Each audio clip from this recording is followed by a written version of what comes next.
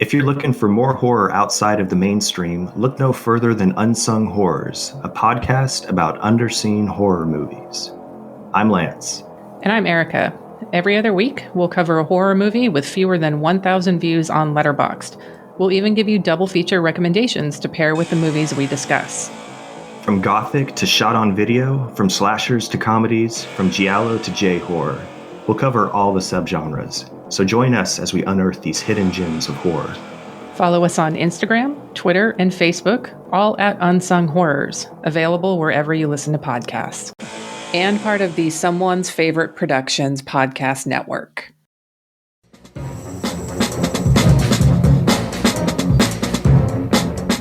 Hello, this is Aaron West. I am the author of the A24 New Wave. In this book, I look at A24's output and I make the argument that we are in a new wave movement right now. A24 plays a major role. This book has a supplemental podcast where each episode is a brief conversation about an A24 related topic, whether an actor, director, or even a genre. As I continue research for the book and conduct interviews, I expect to record podcast episodes with people involved with the company. You can find the podcast at cinejourneys.com or wherever you find podcasts, and we are proud to be members of the Someone's Favorite Productions podcast network.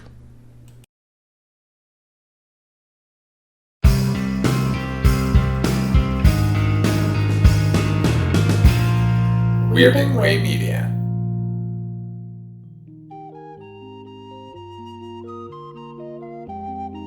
Night, Mr. Walters. You see that guy over there? No, he's an actor. The guy on the phone? He's a prize fighter. Me? I'm a cab driver. I'm the only cab driver in this place. Good evening and welcome to Night, Mr. Walters, a taxi podcast. I'm HP, your co-host, and with me, as always, is my co-host, Father Malone. Father Malone, how are you this evening? I'm feeling precocious. We're going to talk Taxi Season 2, Episode 16, Tony and Brian. This was written by Ken Eston and directed, of course, by James Burrows. Reminder, we're doing these shows in broadcast order and not in order of filming. Oh, man, this is going to be a rough one, Father Malone. Very in the lead.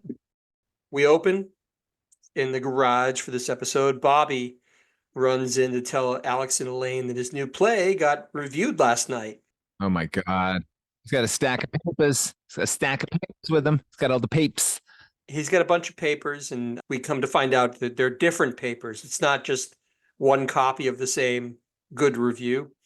By the way, it's actually very quaint when you think about it, that back then you actually had to buy a newspaper the day after to read a review for this. Like nowadays, it's, we live in a 24-hour news cycle, obviously, but back then you had to wait till the person submitted the review to the paper, that the paper was printed, the printed papers were delivered to newsstands, and it was a long process. So he had to wait a whole half a day to get his review back. Oh, sure. There's tons of those Broadway tales where the opening night and they're all waiting at the restaurant and somebody rushes out at 3 a.m. because they've just dropped off the first edition. It's a bygone era because nowadays you could probably just, while the play is going on, if you have a scene where you're backstage, you could probably find out exactly what people are thinking of your show because they're probably fucking spewing it from the audience. They're submitting capsule reviews on Twitter. Boy, this play is just fucking terrible. Alex takes the paper and proceeds to read the review as a cheery Bobby goads him along. The review is almost completely negative. It's a revival of Death of a Salesman, and Bobby is playing Biff Loman. I would love to see this performance, by the way. Right.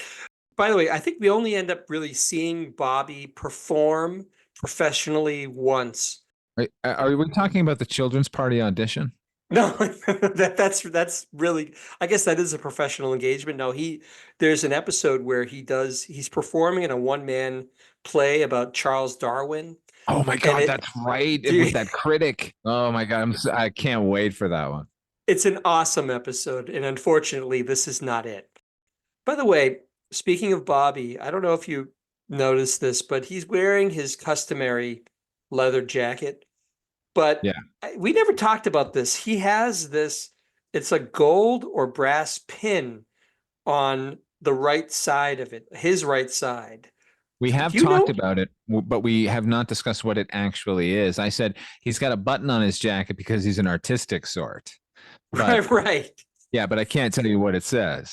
You see probably the best image of it that we've seen so far. It's this 3/4 shot of his face, but I still can't see what it is. I'm dying to know because I don't, it's so prominent. I thought maybe you had some insight. Anyway, this whole business with the reviews really doesn't go anywhere. Just then, Tony comes into the garage and he has with him this kid, Brian, from the episode The Reluctant Fighter. He was the kid in the wheelchair where Tony was going to fight Carlos Navarone. And then Tony had to reconcile the fact that he was going to beat on this kid's hero. Don't forget, Bobby then punches Tony in the face with a fistful of ball bearings. Okay, that's who we're dealing with. The good news, I guess, is that Bobby is no longer in a wheelchair. Whatever medical procedure he had, You know was that a success. operation he needed? Well, it worked. He can walk now. So that's the good news. The bad news is everything else about this episode. A quote from the fan guide that I always refer to, it's the Bible of Taxi at this point.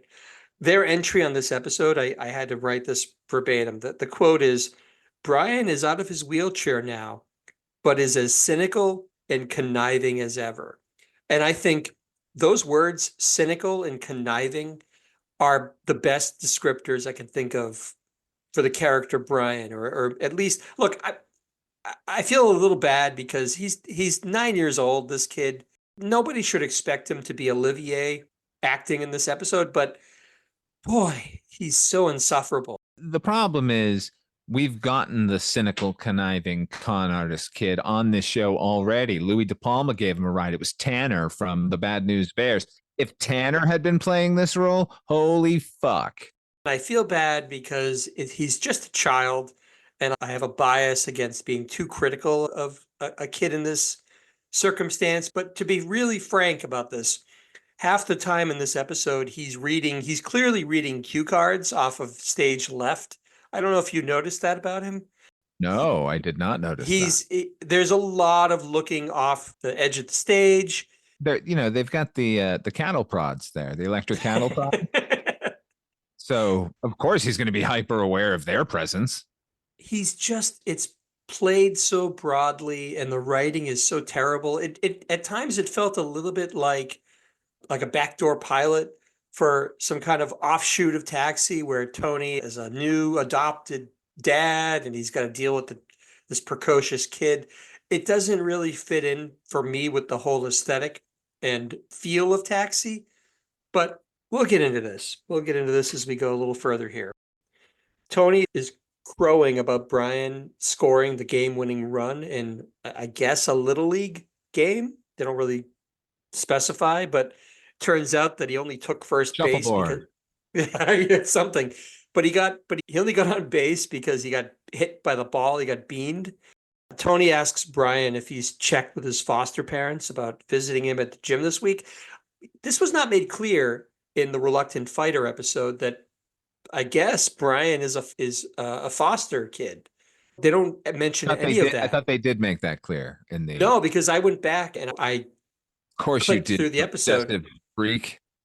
They don't. All they say is that he was in the hospital. Huh. Carlos was his hero, and blah blah blah. They don't make any reference to. I think the fact that his parents did not appear in the episode implied that he was an orphan. I'm joking, of course. That's ridiculous. That's. Well, so whatever. They're stretching out the character a little bit and giving him more of a backstory. HP, what are you talking about? His father is on screen with him. Yeah, for those folks who maybe don't remember, this kid Brian is actually played by Tony Danza's real life son. So, whatever. Good for them. I'm happy for them. The kid isn't the worst actor in the world, but boy, this is a hard episode to get through. Here's what I'll say. I don't think he's bad in any way. It's just that when you consider the level of talent they usually get on the show, this feels like, well, it's because of Tony, because the kid doesn't really rise above the level of a typical Disney kid. as far as performing. It's all studied. None of it feels natural. He's like doing a part. And on any other sitcom, he would be the highlight of that sitcom. But this is Taxi. I don't know. There's a lot of mugging for the camera. There's a lot of smiling. There's a lot of reference to his dimples that everybody seems to find disarming, which it just bothers me. Because the previous episode that we just went through was this gut-wrenching, sad story of Reverend Jim and his pet horse, which sounds ridiculous on the face of it, but by the end of it, I had tears in my eyes because it's so beautiful. And now we're dealing with this kid mugging and getting Tony wrapped around his finger. It's embarrassing, is what it is. Let me just say, as nice as I've been to his performance, it does feel a bit like Catherine O'Hara's performance in Waiting for Guffman when she's on stage. Like, this is a good sight for these weary eyes. Red, White, and Blaine. Yeah, but like her bad acting, like, is comparable to this kid's good acting. The problem isn't that it doesn't end with his performance. The problem really ultimately is the writing. As we talk a little bit more about this and the twists and turns of this episode, I just don't know what they were thinking. Probably they were thinking, well, let's, Tony's a nice guy. Let's involve his son in another episode and see where it goes. They didn't think it through. I don't think, but nevertheless, let's gird ourselves and go forward here. Brian has to make an excuse to Tony about the gym because he's supposed to be at the playground that day, hanging out with rich kids so that he gets adopted. That's his scheme, is that if he hangs out with enough rich kids, sooner or later, one of their rich parents will decide to adopt him because he's cute and he has dimples. He just comes off as kind of creepy and conniving. So it's hard to see what people see in him. Brian even talks about how cute he is, which is so off-putting. I think he says, "Hey, look at this smile. Who can resist this smile?" And everybody, that's of course, the thing, and that's where the separation between a good child actor and a child performer is, because that had his performance there been knowing, you know what I mean? It isn't presentational, like, oh, look at me, I'm so cute, as opposed to, I'm fucking adorable, someone's gonna adopt me. You know what I mean? It doesn't seem like he came up with the plan. And that's the last I'll beat up on him, okay?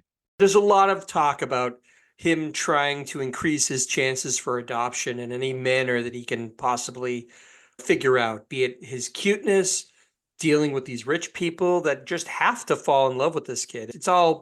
It feels, I was in a funny way. I don't know. This is an obscure reference, but famously, the Brady Bunch did a backdoor pilot called Kelly's Kids, where it was one of the friends, Ken Berry, right. He was going to be the star, and the whole premise was Ken Berry adopts a child, like a 9 or 10-year-old from an adoption agency, but the kid has two friends that he wants more than anything to be his brothers, so they go ahead and adopt these two other kids, Dwayne and Steve. I remember their names were Dwayne and Steve because he talks about them a lot. It was an effort to try and create a pilot offshoot of the Brady Bunch, and it went nowhere, and you never saw these people again. But that's the feeling I got, Father Malone, as I'm watching this, because there's no real way that Brian could ever have really existed long term in the Taxi universe. There's no place for him, right? No, you know what? Elaine has children, and we've seen them like briefly one time or maybe twice. And those are characters who are intertwined with the show. And now we've got this like the orphan kid showing up for a couple of episodes. Come on. I'm not going to go into great detail here. At some point, Brian leaves, let's say, and Tony is wondering to the rest of the cabbies why Brian can't get adopted, which for some unknown reason causes the rest of them to suggest that Tony adopts Brian. Alex inexplicably even suggests that Tony would make a great father, but he's ignoring the fact that Tony is young, single, poor, and engaged in a blood sport for a career. Well, you're monosyllabic. I don't know if you can read. You're a cabbie. You spend a lot of time at the track. We talked to some of your coworkers who said that you once took a speed-induced trip to Florida and back, driving some 24 hours in each direction without sleeping or stopping. And you spend your time in a boxing ring getting pummeled. You haven't won anything. So we can assume that you'll be dead within a few years. Yes, let's give you a child. The prospect of fatherhood actually makes Tony beam sickeningly, and I use that word in my notes, with pride. Then there's some business where Bobby reads another review from another paper that slams his portrayal of Biff. That part of the episode really never goes anywhere. I think at that point, doesn't Louis come in with a big bundle of that newspaper to hand out to everybody because it's such Oh, a yeah. bad review? That's about as far as we'll take that. At that point, we cut to Tony's apartment. I think this might be the first time we see Tony's apartment in the series. The rest of the cabbies arrive for a visit, and it's Oh, it's kind of quite a an apartment. It's actually perfect. Once again, they're fucking nailing it here because you thought it was perfect? I thought it was weird. Oh, no, no. I thought it was perfect. It is so unusual. And it's something that that when Tony saw it for the first time, he said that word. Perfect. I can put the boxing thing there. I can sleep up there. I've got all this space here for training. Like, this is great. There's a loft bed with there's no ladder to get up to the top of the bed, which I thought was weird. I think below that is where he has his boxing training area. He's got like a punching bag under there. There's a curtain with nothing behind it but a bureau and a dress that appears to be hung on the wall. I don't know what the dress is all about. There's a picture on the back wall of a cartoon boxing glove that looks like something out of the Beatles' Yellow Submarine, like the Sea of Monsters. Turns out, Father Malone, that is actually a known print. It was by an artist called Celestino Piatti. It is from 1971. It was produced for the exclusive closed circuit TV viewing in Harlem of Ali Frazier from Madison Square Garden. This is actually a real piece of artwork. And I was like, well, that's actually kind of cool that they didn't just put some, like remember Alex's apartment had some weird Pottery Barn looking stuff on the wall that didn't really, or Pier 1 imports look out of place. That actually makes sense. And it's actually a real piece of artwork. And what probably happened is at one point, Tony dated a cultured girl who bought that for him. And he's just like, it's great. It's boxing. It's culture. I like boxing. It's culture. I'll Yeah. put it now, but it has to be said, my favorite part of this whole episode, and that's admittedly, that's a very, very low threshold to get over. Do you know what my favorite part of this episode was? It's actually right next to that picture of the boxing glove on the wall. Did you see what I saw, Father Malone? Evidently not. You did not. On the wall, next to that weird boxing glove poster, hung on the wall, is that huge plaque with the tiny fish mounted on it. Oh my God. How did I not know? I know, because it's not immediately obvious, because you don't see it full on. You only ever see a corner of it because that's just the way it's framed. But that, I'll remind people, in the episode from season 1 called Friends, Bobby killed Tony's beloved goldfish. And to make it up to him, he had them mounted. It's like something out of EC Comics. It's so grim. But apparently Tony thought enough of it to put this ghastly object on the wall. And there it is. Bravo. So the set decorators are more into the continuity of the show than the writers are. Noted.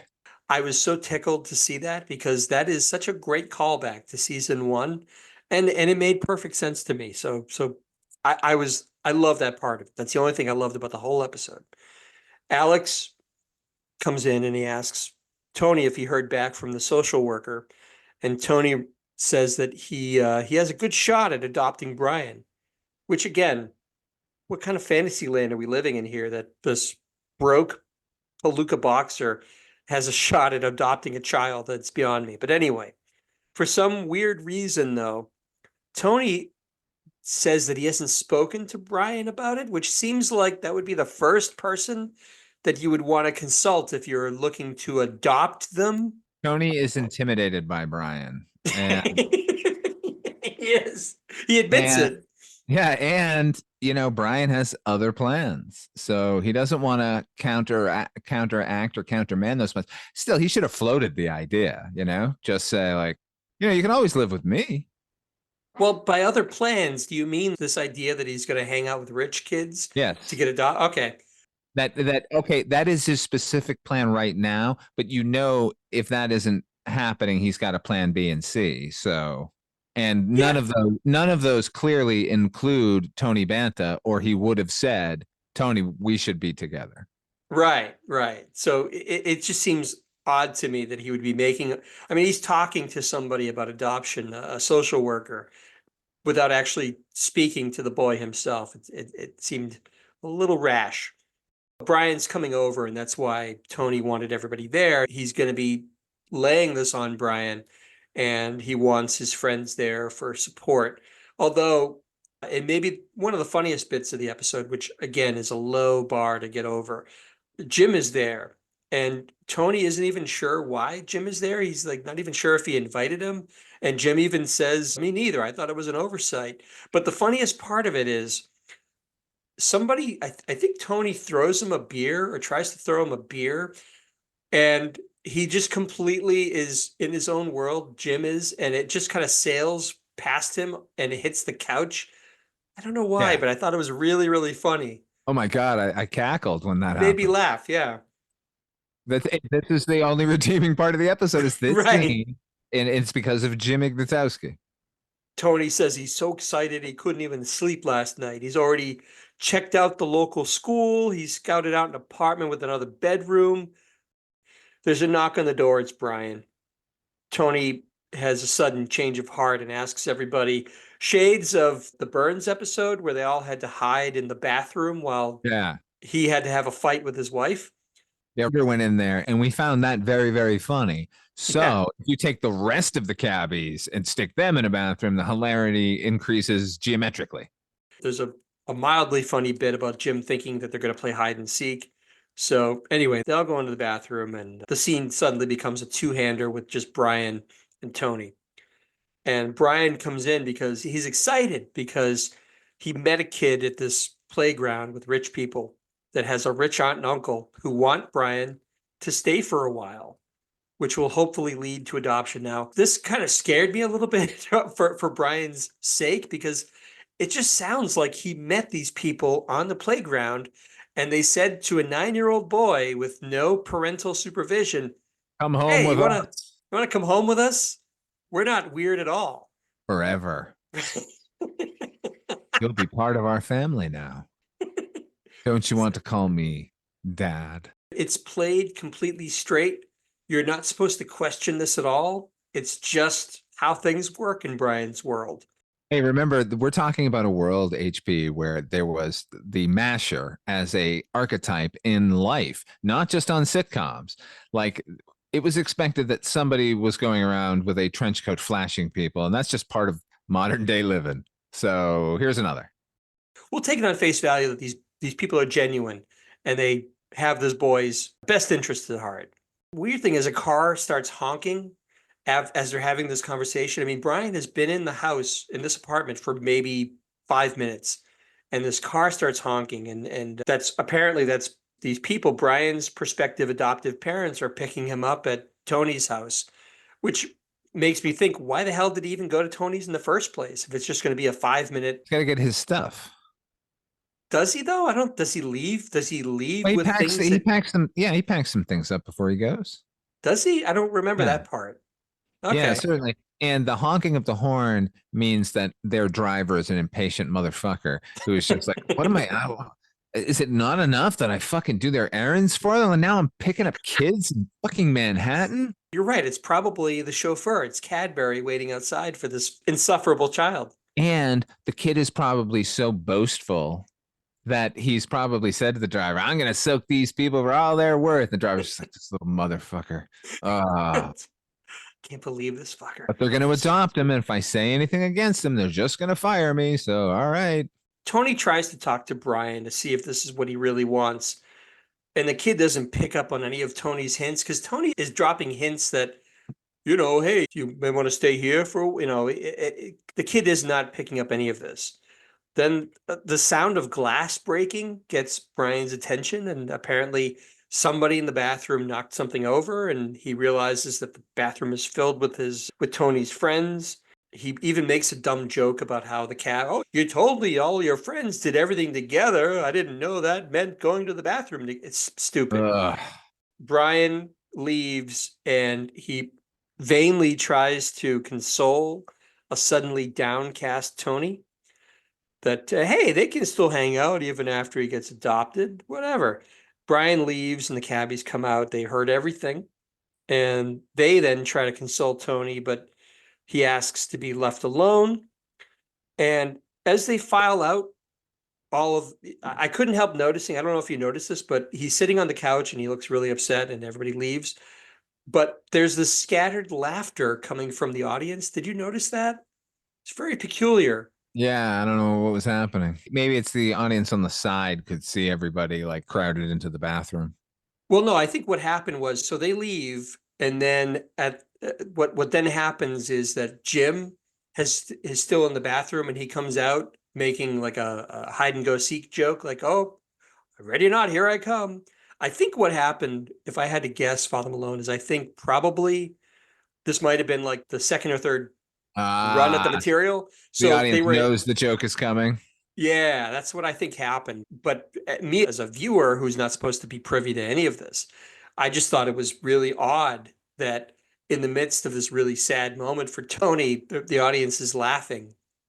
What you can't see is Andy Kaufman doing something fucking bonkers up in the bleachers. He's got his conga drums and he's ramping up, sure. No, he's dressed like Tony and he's miming everything Tony is doing. Andy Kaufman has a new character. It's Tony Danza. He just starts doing Tony Danza. Oh, that would have been so incredible. Dressing like him, get the hair like him and everything, get pumped up, like get actually built, you know? I'd love to see. He would do it. We fade to black and we fade back in. Tony is coming into the garage. He gives his bookings to Louis, and out of character, maybe a little bit, Louis actually compliments Tony's bookings. Usually we're used to him making some joke at their expense about how they're not booking much, but apparently Tony is pulling in all kinds of big bucks. You'll notice that Louis is only ever happy with these characters when they're at their most miserable, because that's the only time they ever focus on their fucking jobs. This is true. Tony is glum and he just says, hey, he asks if he can drive the day shift too.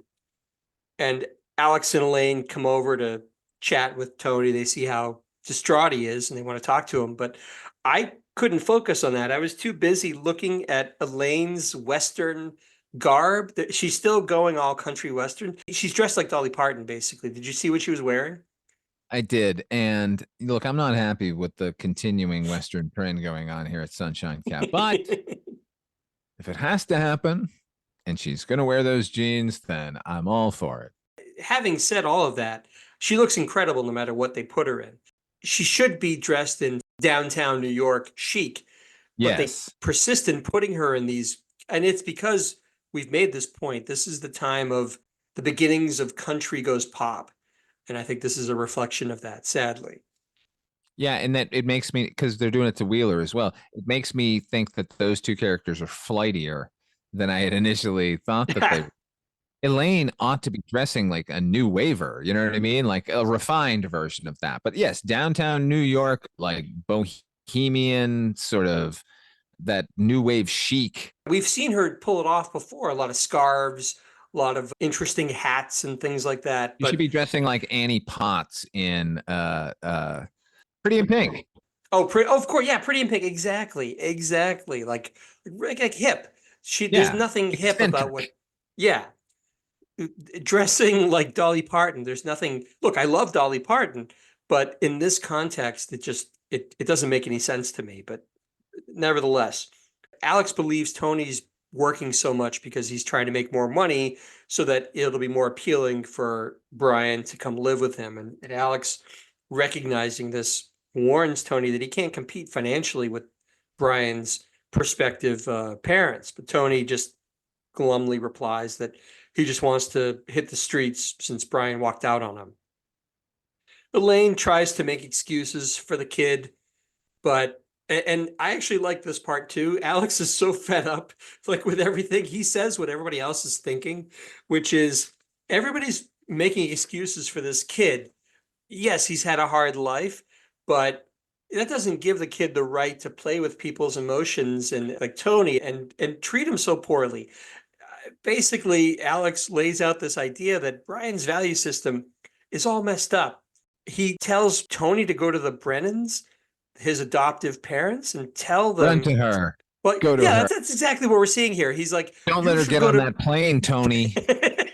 Yeah, he wants Tony to go to this estate where this kid is living the sweet life and try to make the case to him, to Brian, why he should adopt him instead of these highfalutin rich people. Tony actually admits he's afraid that Brian will outwit him if he tries. This is a 9-year-old child, which leads to a dumb joke from Louis. I don't remember what it is, but it's just another joke about what an idiot Tony is. But somehow Alex wears Tony down, but Tony says, only if you go with them. Everybody's got to have Alex go with them. It's Louis going on a date with Xena and her parents. He's got to have Alex with them. I guess he is the stable one in the garage, so it makes sense, but I don't know. He hangs the head that wears the emotionally stable crown. They leave the garage and we fade out to what appears to be a mansion, probably maybe somewhere in the Berkshires. I don't know where it's located. They don't make reference to that. But we cut inside this completely garish room as a maid kind of announces that they're there and asks them to wait while the Brennans will be there momentarily. But I gotta say, I know we've given the set decoration department like their flowers for all the good work they do. This was terrible. This room was supposed to be the library. It didn't look anything remotely like a library to me, Father Malone. It's just so gaudy. It's supposed to look expensive, but it just looks cheap. I didn't like it at all. Okay. Do you think it looks cheap for 1980? Are you asking if maybe this was just the opulence that was appropriate for the time? At the time, yeah. Like this is 1980s version of like a nouveau riche situation where they're paying fealty to the older kind of idea of what a mansion and antiques are, but they're switching it up. So the library can have a window as its main feature, and the books are not necessarily in your face. You have to find them down in shelves below. Well, the only thing I was really reminded of in terms of the set, what came to mind, and I can't account for this, but do you remember there's a movie with Richard Pryor and Jackie Gleason called The Toy? Do I remember? Probably around that time. Hard to forget, right? I remember all the horrible moments of my life. It's a terrible movie. Have you ever seen the original French film? I have not. Is it It's good? funny. All the bizarre American racial problems that movie just doesn't want to deal with, but is all about, are absent in the French film. Basically, a boy has his father essentially rent a human being to be the kid's friend for, I don't know, a week and live with him at his mansion. Anyway, the decor of that mansion, I guess you're right, reminded me of this library that Tony and Alex are entering in. So maybe there's something to what you're saying, which is of the time, it was de rigueur to have that sort of, I don't know what you call it, but it's this leather couch that's shiny and looks so uncomfortable. And it's made of, I don't know, there's rivets running through the whole thing. You know what I'm talking about? I don't know what they call them.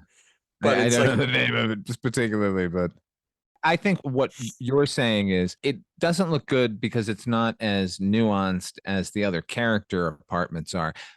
And even when it's not about those characters, because sometimes, like, remember we went to that high school gym and you and I were like, I don't want to go live in that gym. So it's possible for them to wow us in some ways. But I think what they're going for here is this sort of realism. That's what these wealthy people would have built for their home. It's just that you and I are like, that sucks. And let me just say, do not see the toy, but go to YouTube and watch the Wonder Wheel scene because it's fucking hilarious. It almost saves the entire movie. It doesn't because it's a terrible movie. Although, what's her name is in it? The weather girl from Johnny Carson, Tonight Show. Well, Weather girl. The wife in the Jackie Gleason's wife in it. What's her I name? don't know. Let me look. She was on the Carson show a lot. She'd play this like wacky weather girl or something. I'm gonna have to look this up. By the way, do you recall who directed the toy? It isn't Richard Benjamin, is it? No, it's Richard Donner. It's fucking Richard Donner. Oh my God, that hurt. Ah, I know who you're talking about. It's Teresa Ganzel. That's the wife. Yeah. She's Right? really funny in the movie. And it's a shame that it's this movie that she's so good in. Yeah, she was on Carson a lot. Good memory, Father Malone. Wow. Yeah, but the Wonder Wheel scene where the Wonder Wheel is deflating and he's begging the Wonder Wheel not to die it still makes me laugh. Ah, yeah, that is a good scene. Alex and Tony are in this opulent, supposedly opulent library. And Brian comes in. He's followed by the Brennans, this rich couple that's thinking about adopting him. The best thing I can think of about this scene is the writing of it is that they never make an effort to make the Brennans seem like very snobby rich people who look down on Alex and Tony. They're actually very, very nice, very down to earth. They try like hell to make conversation with Alex and Tony, well, mainly Tony. But Tony is such a dummy that none of these attempts go well. And even I think Brian is like, he kind of slaps his face with exasperation at what an idiot Tony is, if I recall. Mrs. Brennan skedaddles to check on dinner, while Mr. Brennan continues in vain to make small talk. But like I said, honestly, the guy seems like a cool dude who's just trying to relate to these yahoos from New York City. But so I appreciated that the episode didn't demonize them and make them seem like villains, I guess. No, I mean, they should have been even nicer. It should have just been an all internal conflict with Tony here. He doesn't need to talk to the kid about it at all. And you know what this scene reminded me of? A very recent episode where where Louis meets the folks. Yep. Oh my God, wasn't that good? Do you want to talk about that mom some more and like how great she was when she was threatening to murder Danny DeVito? There's no twist in this. I don't know what twist you would make. Maybe one of them admits that Cannibals. they need the child to complete some sort of satanic rite. Oh my God, that would have been great. But none of that is in the offing. They just seem like very decent people who just, want to care for this kid. Tony decides to leave, but Alex, again, being Alex, who's always got something he wants to, some principle that he wants to stand up for. Alex refuses to leave until Tony tells Brian what he came all this way to tell him. Alex further tries to make the case to Brian that there are more important things than money, but he gets nowhere. None of this gets Alex anywhere. Tony admits to Brian that he was kind of hoping that he wasn't going to be so happy because he was hoping that maybe he'd adopt him. And Tony then proceeds to plead his case for adoption to Brian. But to be honest, Brian acts like a total dick to Tony. Tony's really laying it out and really pouring his heart out to this kid about how much he looks forward to being a dad and he wants to make this kid happy. But Brian basically his position is, look, I got to look out for myself. And frankly, you're not where I'm headed. So, no. Well, the kid is not wrong, honestly. I know he is a dick and ultimately is not deserving of Tony's affection. However, he's right. In the cold, hard truth of it all, you're right. He's with this wealthy family who are acting lovingly towards him, or he can go live with the palooka who's going to be punched to death, leaving him in some tenement, and then back to square one. And now he's not cute, and now he no longer has the dimples. Thanks, Tony. You're a pal. Tony realizes that it's a lost cause, and he leaves with Alex, and that's that. And then we cut back to Tony in his apartment playing solitaire. He gets a call from Alex, who asks Tony if he wants to see Horse Feathers, the Marx Brothers movie. Is that Horse Feathers? That's what that is, Yeah, right? Of course. Think about the writers on this show. You know, every one of them was a fucking fanatic for the Marx Brothers. So Horse Feathers seemed an odd choice, but whatever. Tony turns him down anyway and says he just wants Horse to be alone. Feathers is about a boxer trying to adopt a kid who wants to be adopted by a wealthy family. Groucho plays the kid. Like a bad penny, he always turns up. Brian barges in to the apartment with a suitcase, and Tony, at first, he thinks Brian chose love over money, but he's going to call the Brennans just to make sure everything's cool. But Brian tells him not to. And the truth is, they didn't want to adopt Brian at all. In Brian's words, they, quote, had no taste. So it's not a case of Brian choosing love over money.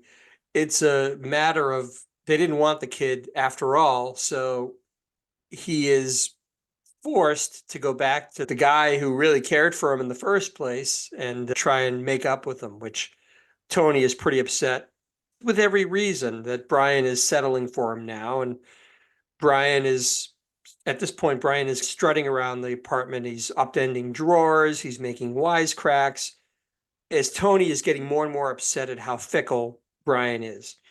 There's all this mugging, more mugging from Brian, which is driving me up a wall. Finally, Tony is so upset, he tells Brian, a 9-year-old boy, to hit the road. He was staying with a foster family, wasn't he? Yeah, but that's all gone now. I mean, well, he's got to go back and apply to the fucking program and get back into it because you fucked up, kid. Brian is like, what was that movie with Macaulay Culkin, The Good Son? Yes, with Elijah Wood. He turns up the charm but when no one's around, he becomes this demon child. This is what we're seeing. Brian is trying to say to Tony he loves him, but Tony is firm. It's not going to happen. But this is the weirdest part of the whole episode for me, Father Malone.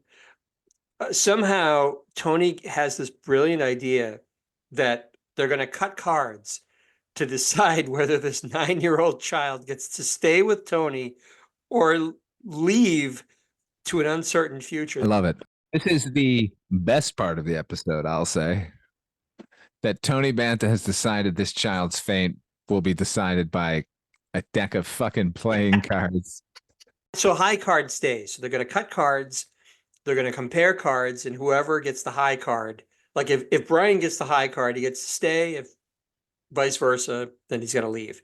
So they cut the cards, and conspicuously, of course, Brian doesn't show the card that he got to the audience because they're not going to set up this elaborate trick with the cards.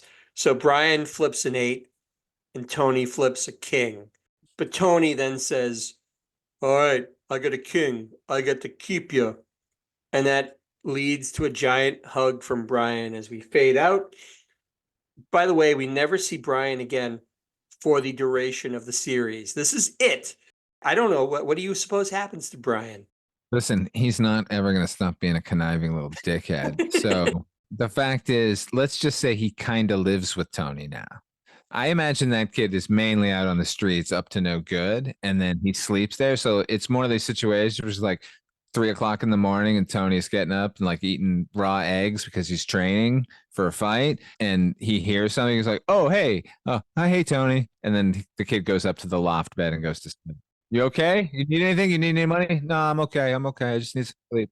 The better ending for this would have been they cut the cards and Tony flips the king and the kid flips the 8.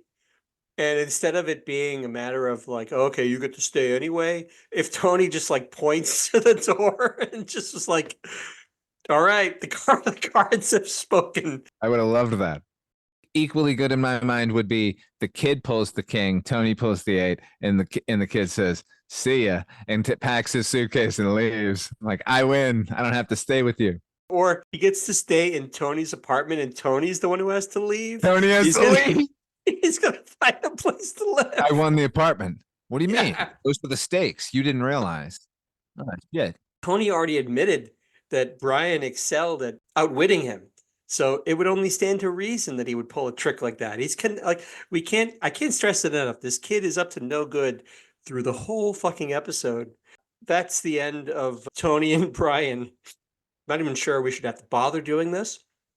But as is our custom, we're going to talk about yellow lights. What does a yellow light mean? A reminder that 1 yellow light is the worst Taxi episode, and 5 yellow lights is a classic episode. Father Malone, as is our custom, I'm going to throw it to you first. What could you possibly give Tony and Brian?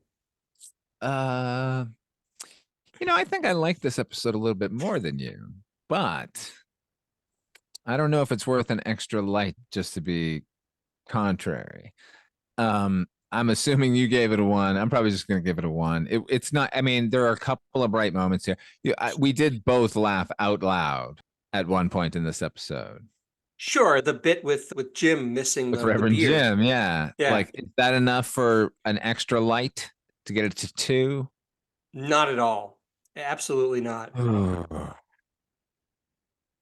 Yeah. No, you know what? I think every bullshit scenario we just sort of off the top of our headed here is better than this episode. So it's going to remain, one yellow light. No surprise, I gave it 1 yellow light. This is such a terrible, terrible episode. It's completely unrealistic and a waste of everyone involved. Avoid at all costs. Just don't bother. I mean, I guess you could watch it and marvel at how wrong-headed the whole episode is and maybe get a chuckle from Jim missing a beer tossed to him, but that's not worth 28 minutes of your life that you'll never get back. So you're not missing much. That will do it for this episode of Night, Mr. Walters. Father Malone, where can folks find you when you're not clocked into the garage?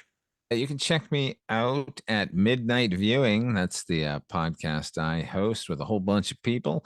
And check out. I don't know, what else do I do? It doesn't matter. You have a Patreon. Yeah, you know what? You can check me out if you want to like my stuff at all. Go to patreon.com/Father Malone. You get everything I do early and commercial free, and we've got specific bonus content that you can only get on the Patreon page. So head on over there if you would. I've said it before, I'll say it again. Father Malone produces more quality content than anyone else I've ever known, and I'm particularly fond of the weekly roundup he does with Ripley Jean, his erstwhile co-host.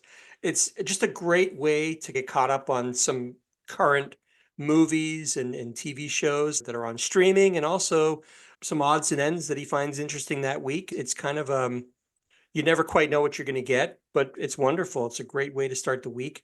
Those debut on Sundays, right, Father Malone? Yeah, it's supposed to be a Monday show, but I get too excited when I finish it, so I just put it out there as soon as it's done. Yeah, so Sundays, usually Sunday morning.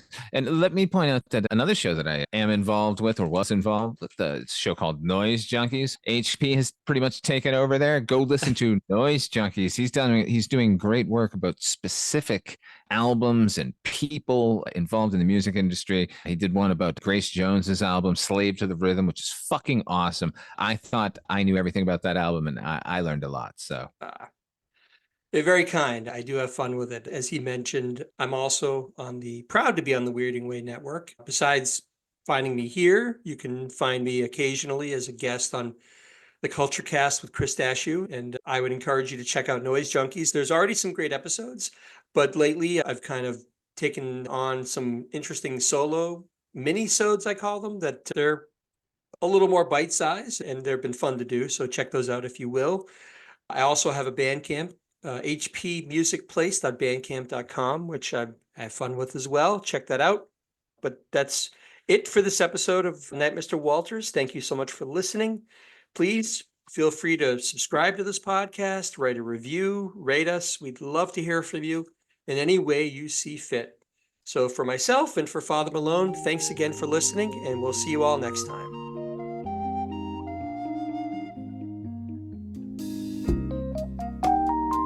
Night, Mr. Walters.